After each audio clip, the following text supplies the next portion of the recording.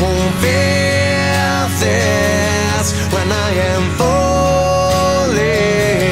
We all need somebody that can mend these broken bones.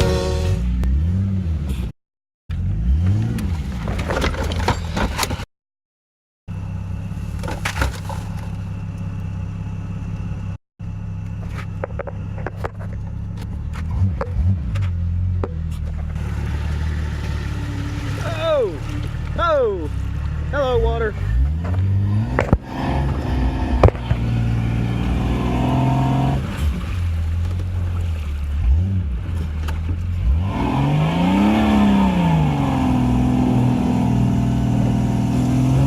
Holy crap!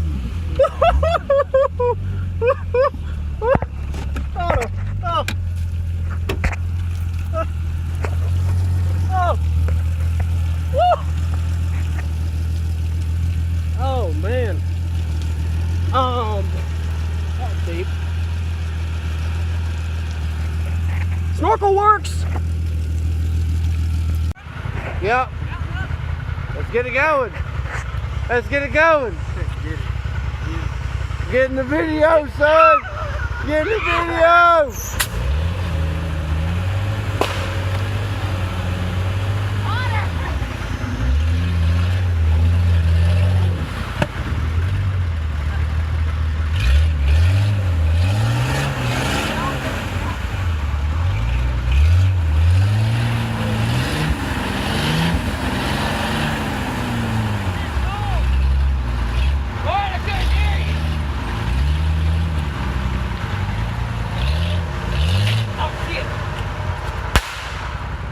I'm about to walk into that for a minute. Put it in there. Oh!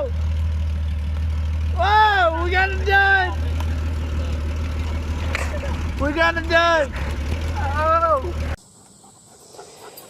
Alrighty. Let's see if I can get this done in a timely manner. This is just I guess a completion video slash I've taken it out 5 times and tell you what's been up. I tried to record this the week after June 16th, you know, the 17th through whatever, and I tried to do it twice, and I just kept rambling and stuff, and I never got a chance to redo the video.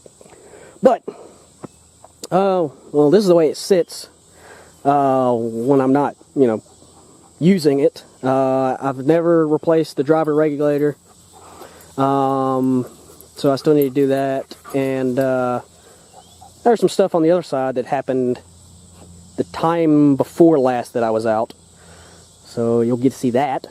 But yeah, this is the way she sits. It's the 5.5-inch Rubicon Express coils in the front with some shocks that are no name as far as I can tell. They work great though. The travel is really good. And then a generic cheap eBay adjustable track bar with drop bracket. And ZJ steering, so I don't have that weak bar in the front. It's got the ZJ solid bar across the tie rod bar. No sway bars. If I eventually do, I gotta get the freaking title. Once I get the title, I do plan to at least put, once I fix the transfer case, put an antique tag or something on it. Just so I can, you know, drive it on the street if I need to. But yeah, that's the front. The rear is 4.5-inch rough country leaf springs with, I think, rough country shocks. Again, it might be some of those universal shocks. I don't know. I don't remember. I think the rears might actually be true rough country. I think. Don't know. But yeah, so the rear is 1 inch lower. Possibly more because Rubicon Express runs big. Rubicon Express, if it's 5.5, it's not uncommon to get 6 or a little bit more. because they're designed for heavy bumpers, heavy armor, winches, all that stuff. They're designed to hold that stuff, so if you get a 5.5 inch, it's going to be taller than that. Usually when you get Rubicon Express, which I like. Plus over time it might sag a little bit, wear in, not sag, wear in. But it's still, they're designed to hold up to armor. So you will get a little bit more than 5.5. I haven't actually measured, but I need to measure. So the rear, I'm going to end up getting a shock relocation kit, which will raise it up an inch, inch and a half. I need to get an SYE first. Actually, I got to drop a crossmember brace that I never put on. The first weekend out, June 16th.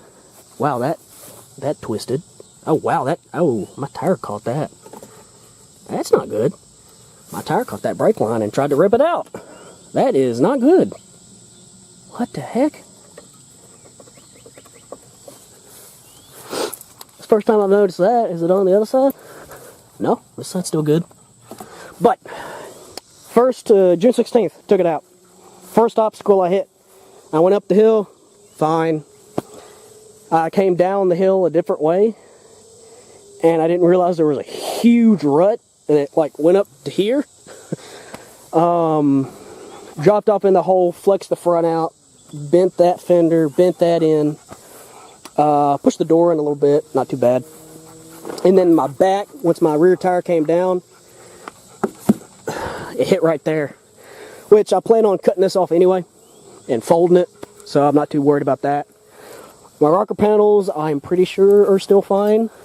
I don't think I've rubbed my rocker panels on anything. I haven't.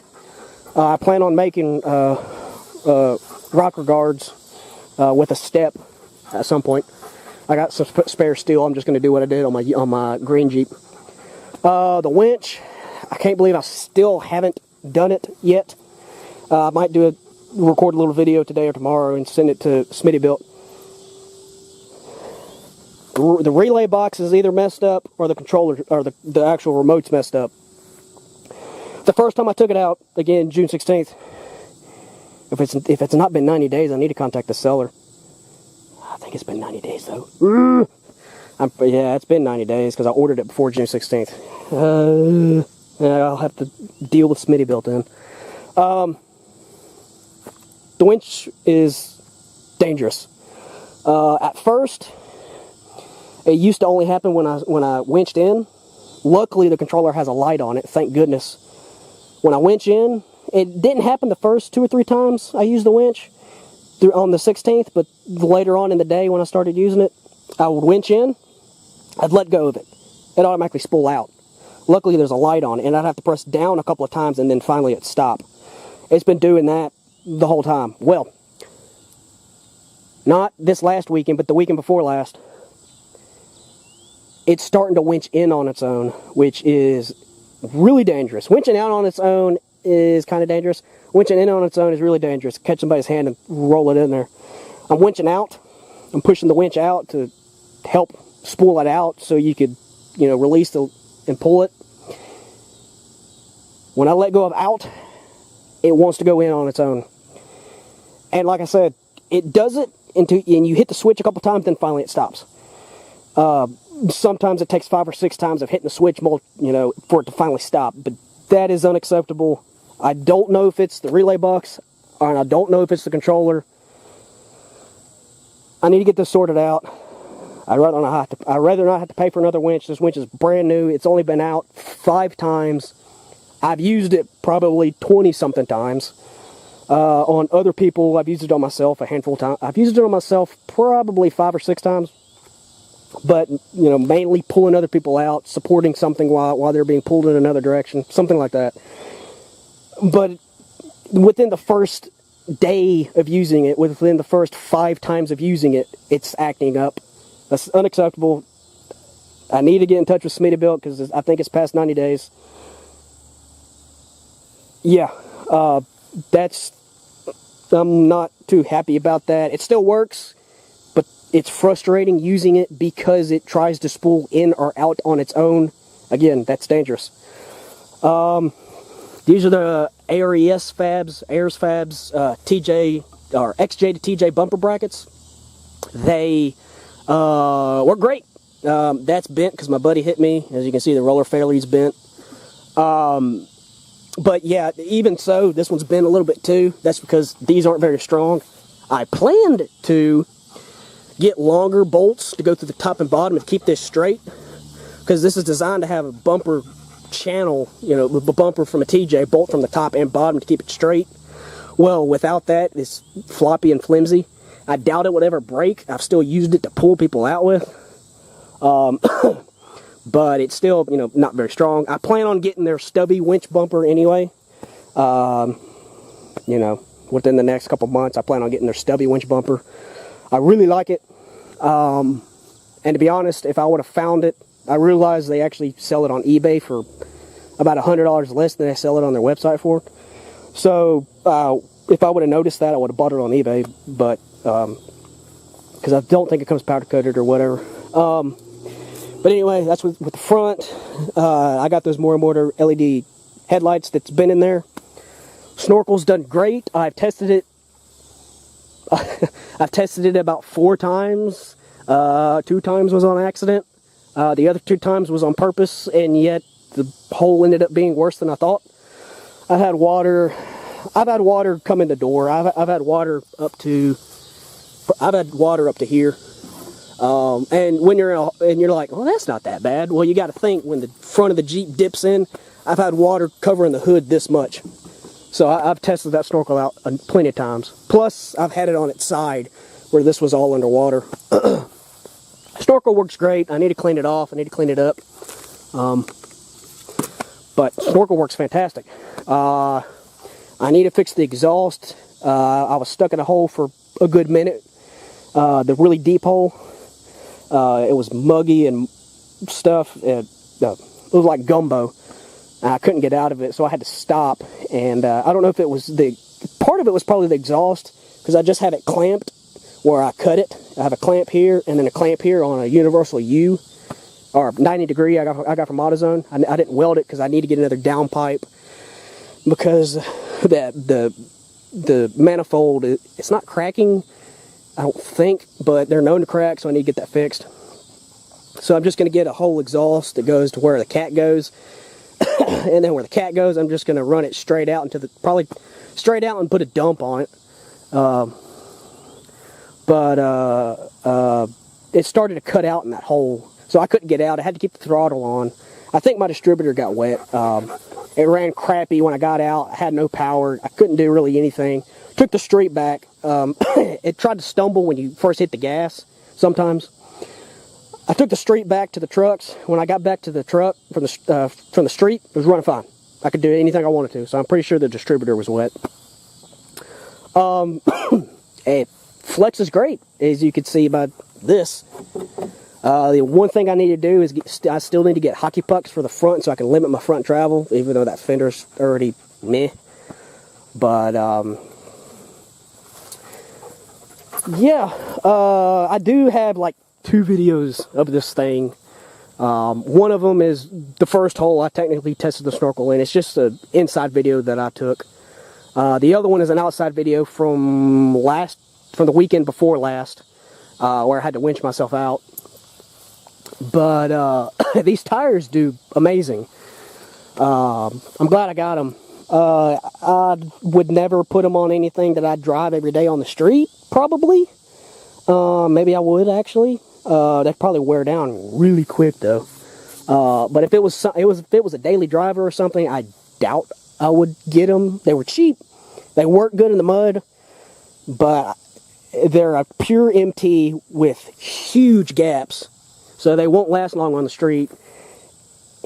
And I don't know how to feel. They're a 35, they're a 33, and you can only put 35 PSI in them, which is kind of for me, because they're only load range C or D, whatever it is. So there's a lot of sidewall flex. I don't know if I'd want that on an everyday driver. I still haven't welded the rear end. I need to get the rear end welded.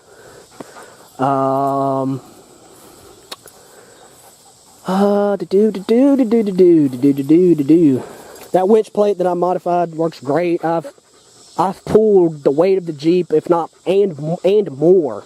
So that winch does awesome, you know, when it's not acting up. That winch plate and those winch brackets do amazing. Another thing, I could have been getting a little bit of water in through here. This is that vacuum ball. I need to relocate that into the engine bay. I guess I'll pull this cover off, go a little bit of that, and then I'll go into the engine bay. And then I'll talk a little bit about what happened the last time and what I need to do, and hopefully what will fix it. Alright, here's the Jeep in all its glory, uncovered. I do have the light bar on, which I did not have for the June 16th ride, but I put it on when we went out the next weekend because it was supposed to be a day ride. It ended up turning into a night ride. I think we literally got there at 11 o'clock midnight. Or maybe that was the time after. But anyway, I put the light bar on, quick and dirty install. The switches just ran through the dash. It's just laying across the dash. Because I plan on getting the same relay module switch thing. Relay module that I got in the Sonoma, which has 6 relays, 6 switches, and then there's just one cable that goes inside that's like an Ethernet cable, and you got 6 buttons. I plan on putting that in this. But yeah, here it is. And let's go over to the other side, and you'll see why I have a tarp over the whole thing. Yep. The third time I took it out, I hit a tree. This window is still intact. It won't roll up though because the regulator. Plus the door's pushed in, which I didn't notice.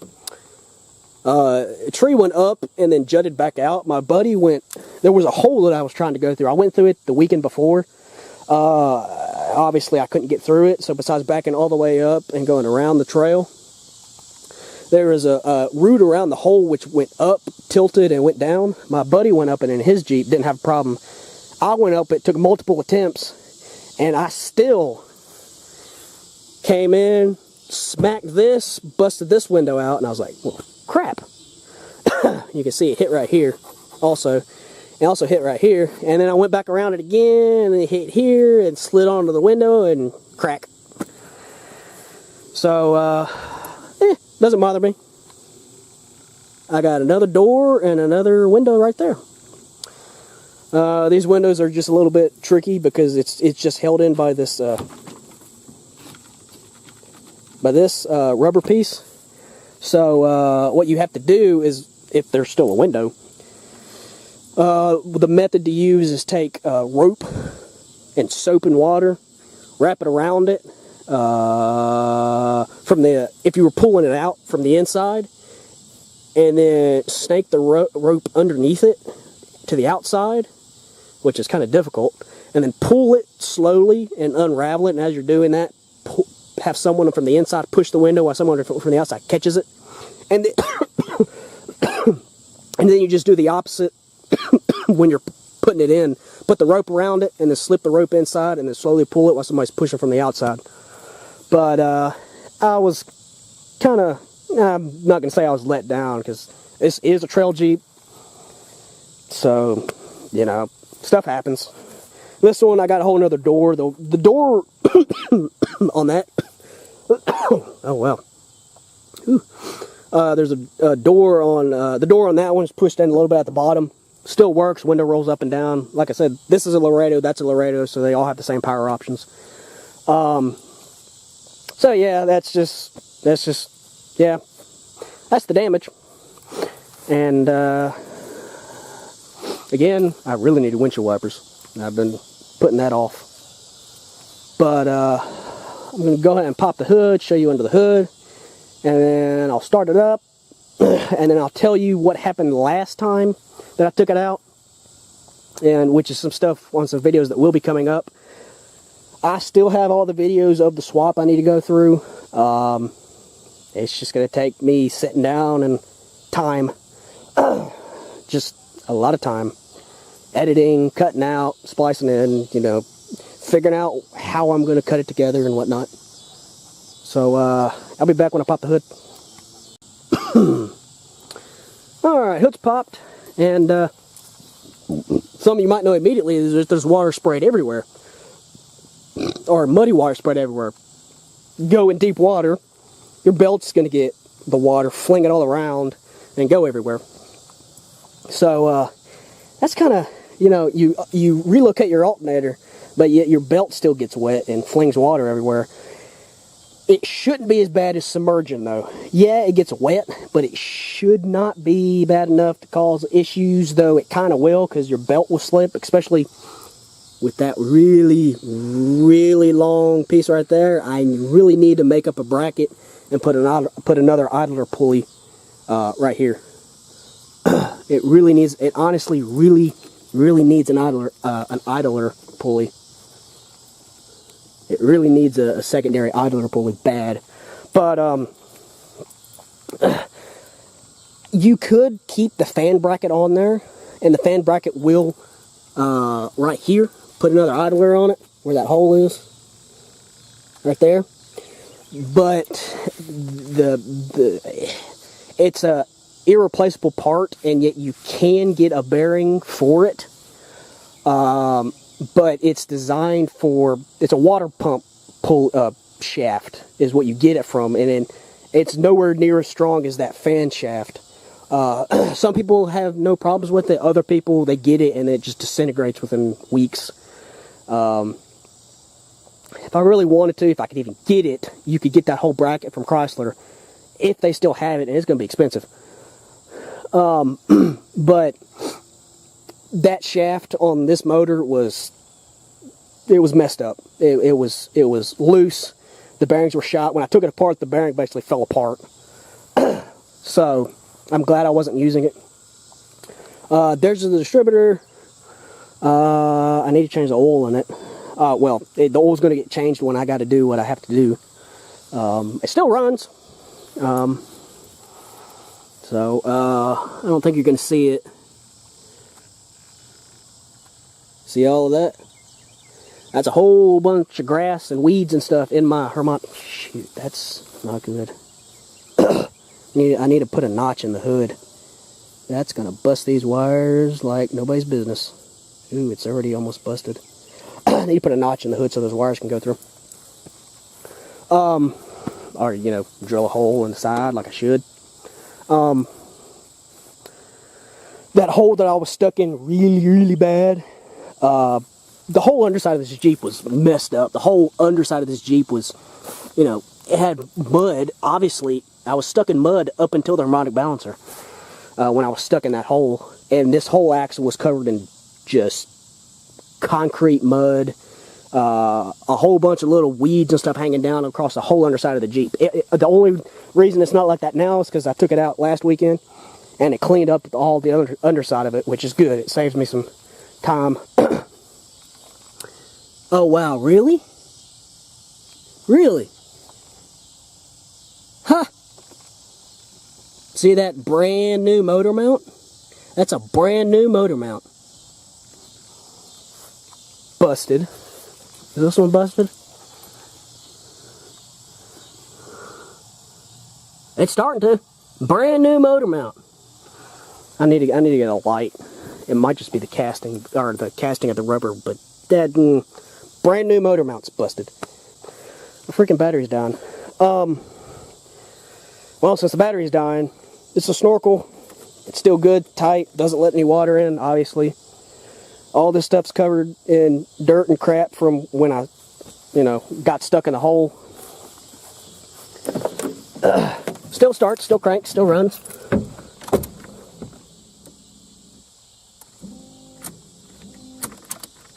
Or maybe the starter's messed up again. Nope. It might actually, the starter, I might have to replace the starter again.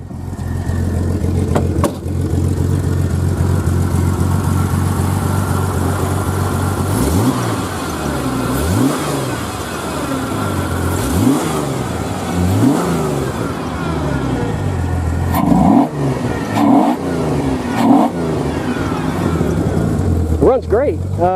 Blue smoke? Yep, blue smoke. After I got it almost stuck in that hole, or after I did get it stuck in that hole the other weekend where it got buried, I ran the crap out of it, and it started smoking afterwards. Can't complain. The bottom end has 250-something thousand miles on it. But does it have oil pressure right now? Yeah, it's got 25 psi. Now, and my fans aren't on because they're on a separate switch. Anyway, I'll get to it while it's sitting here running. The last time I took it out, it lost oil pressure. When it got hot, oil pressure practically dropped to 0 for all I can tell. That gauge isn't very accurate. That gauge that I have on the front is a more accurate gauge. It has a wider spectrum. But it dropped oil pressure. I don't know when, but I drove it most of the time with practically 0 oil pressure, according to the gauge. When I did romp on it, it went up, but it didn't even hit 25 psi, even at 5,000 RPM, which is not good. So I got a high volume oil pump. I'm hoping that band-aids it, because I'm kind of hoping it's the oil pump that's going out, because it still has oil pressure, just barely anything. And it could be something in the bottom end, like you hear right now. It's not making any noise. It's not tapping. When I was out wheeling, off and on, the lifters were making a hell of a noise, and there were some pretty hard clunks sometimes, but they went away. So hopefully the engine doesn't have any damage, and hopefully the oil pump actually fixes the issue, because I really don't want to have to put another bottom end in it, which is what I suspect is the problem, would be the bottom end, because the top end only has 140-something thousand on it. The bottom end has 250-something. So I'm hoping a high volume oil pump will fix it. Also, the water pump has started overheating later on, and the water pump that only has about 10 rides on it, some of them with the old motor, and then all the times I've taken it out, so it has maybe 8 rides on it. Water pump's leaking. It's leaking out the bearing. Thank goodness for warranty. Yay! I attribute that to partially the fact that I have that belt so tight, because I have that really long piece. I think part of it's the belt, and another part is crappy water pump, you know. But so it needs a water pump, and I need to replace that oil pump. I'm hoping the oil pressure comes up even after it's warm. If the oil pressure comes up to at least 25 psi when it's all the time, even when it's warm, that's fine. All this motor needs is 15 psi. 10 at minimum, but 15 is the safe zone. And then rule of thumb, 10 psi every 1,000 RPM. But yeah, my camera's fixing to run out of battery. I'm hoping I kind of explained everything. So yeah, I'll throw in those videos that I took while I was wheeling. I'll probably throw those in the beginning and then come to this. But overall, I think I covered everything. I maybe glossed over some stuff. I did a lot of stuff to the motor, or a lot of stuff to this thing to get it ready. It'll all be in the swap. But like I said, I can't complain. This thing is really good. It's a lot taller than my green Jeep by a long shot,